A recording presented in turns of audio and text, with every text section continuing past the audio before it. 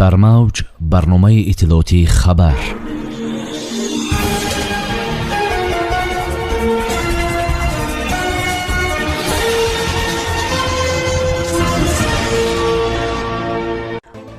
президенти ҷумҳурии тоҷикистон муҳтарам эмомалӣ раҳмон бори дигар аз мардум даъват намуданд ки барои 2 сол маводи ғизоӣ захира намоянд.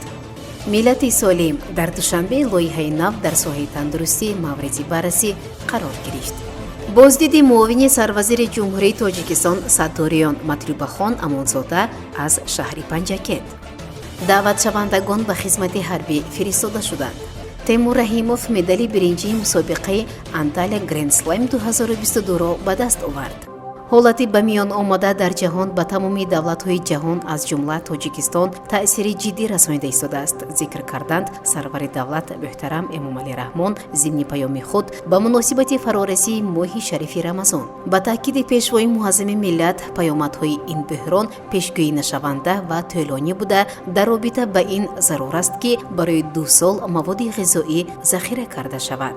роҳбари давлат муҳтарам эмомалӣ раҳмон ёдовар шуданд ки барои таъмини фаровонии маҳсулоти кишоварзӣ дар бозорҳои истеъмолӣ шаҳрвандон бояд ба истифодаи самараноки замин аҳамияти ҷиддӣ диҳанд. мо бояд ҳар рӯзи мусоиди баҳорро самаранок истифода намоем, то ки ба ҳосили фаровон замина гузорем. дар хотир бояд дошт ки ҳар як оила бояд барои 2 сол захираи маводи ғизоӣ дошта бошад, таъкид намуданд сарвари давлат. президенти кишвар иброз намуданд ки ҳамзамон бояд тадбирҳо андешида шаванд, то ки мардуми кишвар ба мушкилӣ рӯбарӯ нашаванд ва аз камбуди ғизоию болоравии арзиши маводи ғизоӣ осеб набинанд. дигар нуктаи муҳим худдорӣ кардан аз зоҳирпарастиву исрофкорӣ ва оростани дастурхони серхарҷу намоишкорона ҳангоми баргузор намудани ҳама гуна маросиму маъракаҳо ва махсусан давоми моҳи шарифи рамазон мебошад, баён доштанд сарвари давлат. мо 15 сол пеш маҳз ба хотири ба танзим даровардани анъанаву маросим ва расму оинҳои миллӣ аввалин қонуни миллиро қабул намудем. ба гуфтаи пешвои муаззими миллат, раванди татбиқи қонуни миллӣ ва натиҷаҳои он собит намуд ки ташаббуси мо дуруст, саривақтӣ ва ҷавобгӯи манфиатҳои мардум аст. бояд гуфт ки барои 2 сол захира намудани маводи ғизоӣ пешвои миллат ҳанӯз дар пасманзари пандемияи коронавирус соли 2020 даъват карда буданд. сарвари давлат таъкид намуданд ки тоҷикистон бояд бозори дохилиро бо маҳсулоти худдӣ таъмин намуда кишти картошка, ғалладона ва ҷувори маккаро зиёд намояд.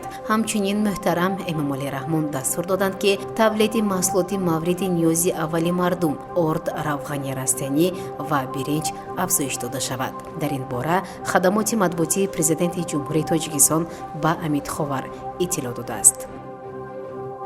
вазири тандурустӣ ва ҳифзи иҷтимоии аҳолии ҷумҳурии тоҷикистон ҷамолиддин абдуллозода бо миссияи бонки ҷаҳонӣ таҳти роҳбарии Мирия Шоблум мулоқот намуд ки зимни он таҳияи лоиҳаи нав дар соҳаи тандурустӣ, миллати солим, дастгирии амалисозии лоиҳаҳои амалкунанда аз ҷумла беҳтар намудани хизматрасонии тиббӣ ва лоиҳаи фавқулоддаи муқовимат ба вируси COVID-19, таҳияи нақшаи инвеститсионӣ ҷиҳати дастгирии амалисозии стратегияи миллии ҳифзи саломатии аҳолии ҷумҳурии тоҷикистон барои даври то соли 2030 ва дигар масъалаҳо мавриди баррасӣ қарор гирифт. дар ин бора Амидховар иттилоъ медиҳад.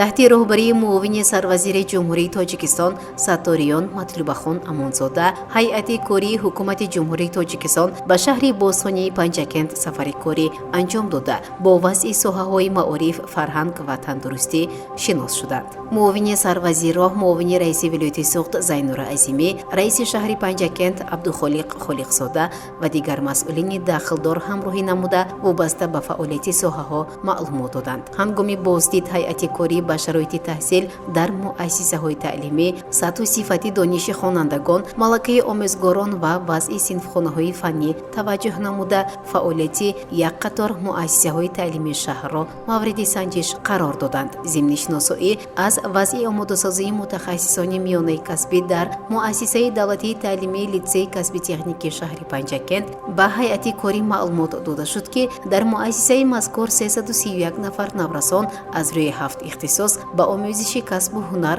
фаро гирифта шуда, тибқи нақша дар соли нави хониш 5 ихтисоси дигар илова карда мешавад. ҳамзамон ҳайати корӣ аз беморхонаи минтақавӣ ва маркази саломатии ҷамоати деҳоти Шинк дида намуда, ҷиҳати баланд бардоштани сатҳи хизматрасонии тиббӣ ба аҳолӣ, андешидани тадбирҳои амалӣ вобаста ба имгузаронии сокинон бо мақсади пешгирии бемориҳои сироятӣ ва омода намудани кадрҳои баланд ихтисоси соҳа дастуру супоришҳо доданд. зимнишносоӣ аз муассисаҳои фарҳангӣ аз ҷониби муовини сарвазири мамлакат дастур дода шуд, ки фаъолияти клубҳо ҷоннок гардида, дар китобхонаҳо ҷиҳати зиёд намудани теъдоди адабиёти муосир, адабиёти бачагона, ғанигардонидани китобхонаҳои электронӣ ва ҷалби сокинон ба мутолиаи китоб, хусусан насли наврас тадбирҳои зарурӣ андешида шаванд.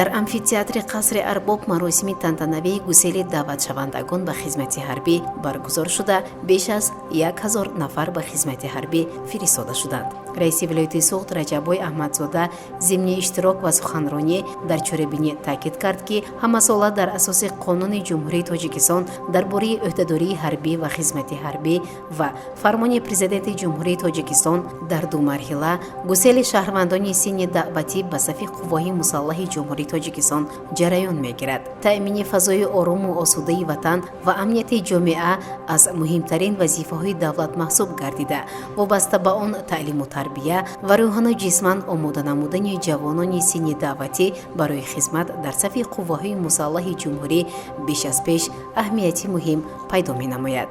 имрӯз ҷавонони ба нангу номуси мо хуб дарк мекунанд, ки хизмат ба ватан барои онҳо қарзи муқаддаси фарзандӣ ва рисолати мардонагист. насли ҷавон дар сафи қувваҳои мусаллаҳи мамлакат хизмат намуда, муҳимтарин мактаби обутоби ҳаётро паси сар мекунанд. мас дар ҳамин ҷо ҷавонписарон дарси шуҷоату мардонагӣ ва муҳофизат кардани хоки поки ватанро меомӯзанд. яъне хизмати ҳарбӣ нишонаи равшани эҳсоси ватандӯстӣ, дарки зарурат ва аҳамияти ҳимояи манфиатҳои давлат ва халқи Тоҷикистон мебошад, иброз дошт раиси вилояти Суғд Раҷаббой Аҳмадзода. раиси вилоят ҳамзамон афзуд, ки бо дастгириҳои пешвои муаззими миллат муҳтарам Эмомалӣ Раҳмон барои будубоши хизматчони ҳарбӣ аз ҷониби ҳукумати мамлакат ва вазорати мудофиаи кишвар шароити хуби хизматӣ ва маишӣ ҳамаҷониба фароҳам оварда шудааст. изҳори боварӣ карда шуд, ки хизматчони ҳарбии вилоят аз генерал то сарбози қаторӣ бо хизмати садоқатмандонаи худ дар эъмори ҷомеаи демократӣ ҳуқуқбунёд дунявӣ беш аз пеш саҳм гузошта, дастуру супоришҳои президенти кишвар муҳтарам Эмомалӣ Раҳмонро сарбаландона иҷро мекунанд. манфиатҳои сиёсӣ, якпорчагии ватани азизамон ва марзҳои онро аз ҳама гуна амалиёти таҳрибкорона ҳимоя менамоянд. сипас маросими нонгазон сурат гирифта, барои хушҳолии даъватшавандагон барномаи ҷолиби консертӣ, ки фарогири сурудҳои ватандӯстона буд, пешниҳод карда шуд. паҳлавони тоҷик Теймур Раҳимов дар мусобиқаи ҷудои Анталия Grand Slam 2022 медали биринҷӣ ба даст овард. дар ин бора Амид Ховар иттилоъ медиҳад. мусобиқа санаҳои 1-3 апрел дар шаҳри Анталия, Туркия бо иштироки 525 варзишкар аз 63 давлати дунё баргузор гардид. Теймур Раҳимов дар вазни ҷамъ 100 килограмм мусобиқаро аз даври дуюм шурӯъ карда бар Григорий Приор аз Иёлоти Муттаҳидаи Амрико ва Магомедумаров аз Арабистон пирӯз шуд, вале дар чорякфинал аз намояндаи Венгрия Ричард Сипос мағлуб гардид. Теймур сипас аз қувваозмоии тасаллубахш Ушанги Кокаурии озарбойҷонӣ ва дар қувваозмоӣ барои ҷои сеюм Ҷозеф Терҳеки фаронсавиро шикаст дод. ёдрас мешавем, ки ғолибону ҷоизадорон дар баробари медаль бо ҷоизапулӣ қадрдонӣ гардиданд. барои ҷои аввал 5000 евро, барои ҷои дуюм 3000 евро ва барои ҷои сеюм 1500 евро. шунавандагони гиромӣ, инҷо мерасем ба фарҷоми барнома. қабл аз анҷоми барнома шуморо бо вазъи обу ҳаво ва қурби расми асъор нисбат ба сомонӣ барои имрӯз санаи 5 апрели соли 2022 шинос мекунам. бонки миллии Тоҷикистон қурби расми асъор нисбат ба сомониро барои имрӯз чунин муайян кардааст. 1 доллари амрикоӣ 12 сомонию 50 дирам, 1 евро 13 сомонию 76 дирам, 100 рубли русӣ бошад 14 сомонию 92 дирам. гирам. мувофиқи иттилои обу ҳавосанҷон имрӯз ҳаво дар шаҳри Панҷакент офтобӣ пешгӯӣ карда шуда ҳарорати ҳаво аз 23 то 27 дараҷа гарм мешавад. ин буд барномаи иттилоотии хабар. то барномаҳои навбатӣ танзияту хонобод бошед. хайр.